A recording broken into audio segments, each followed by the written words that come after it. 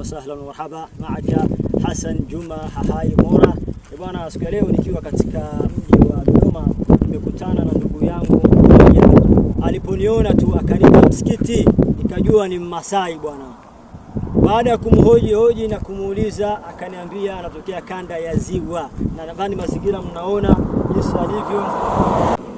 Chukua nataka nijue kabisa kwa wewe dini yako ni dini gani? Mimi ni mpagani. Wewe ni mpagani? Yaani kumaanisha sio Mkristo wala si Muislamu. So, mimi nataka dini ya Kiislamu. Uislamu maana yake ni unyenyekevu. Na Uislamu ndani yake kuna mafundisho mafundisho ambayo nikikupatia, nikikuhadithia,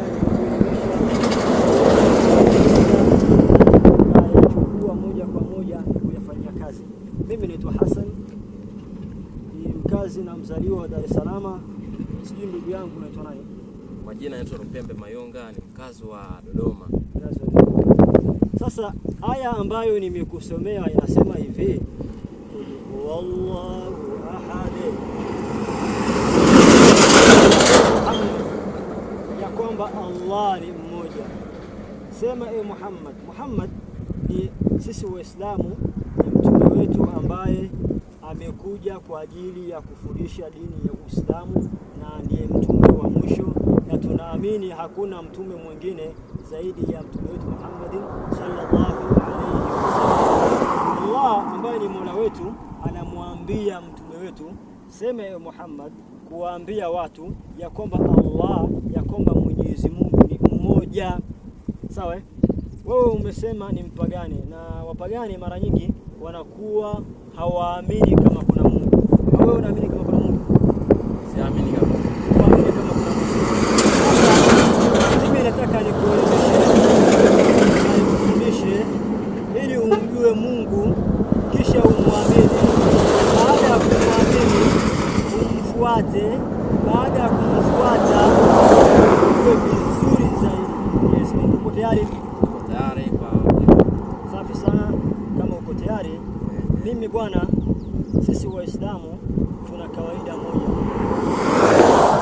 Tuna unyenyekevu ndani yake, tuna busara ndani yake. Kitu ambacho nakuelimisha kwanza kabisa ni kujua uwepo wa Mwenyezi Mungu Subhanahu wa Ta'ala. Mimi nataka nikuulize, ikiwa mwenye kutengeneza gari, ikiwa gari kama gari mpaka linatembea kwa barabara, lazima awepo nani? Dereva. Lazima awepo nani? Dereva.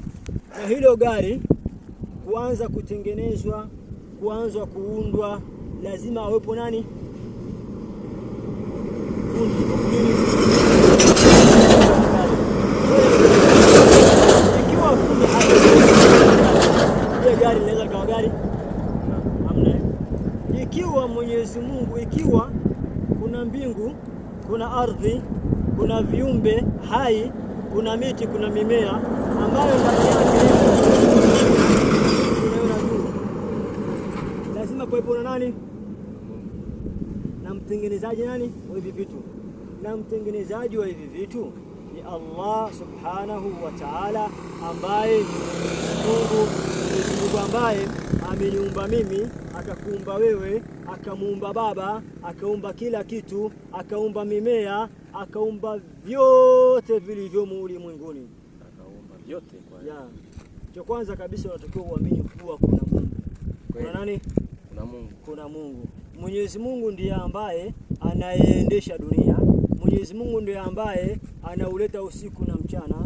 Mwenyezi Mungu ndiye ambaye anakupa wewe riziki.